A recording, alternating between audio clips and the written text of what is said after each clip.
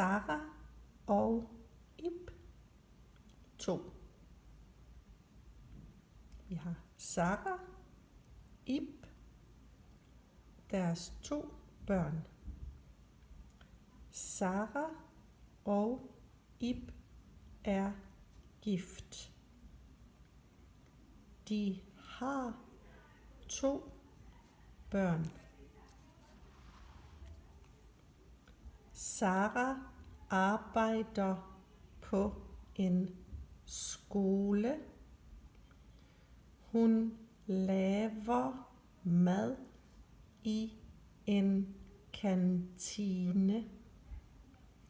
Hun arbejder 37 timer om ugen. Sara kan godt lide at lave mad. Ib er mekaniker. Han arbejder med biler. Han arbejder 37 timer om ugen. Ib kan godt lide at arbejde med biler.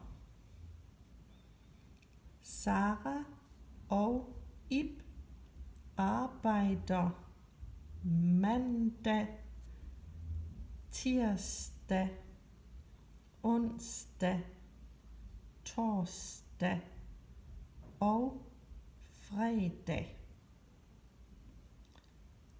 Lørdag og søndag har de fri.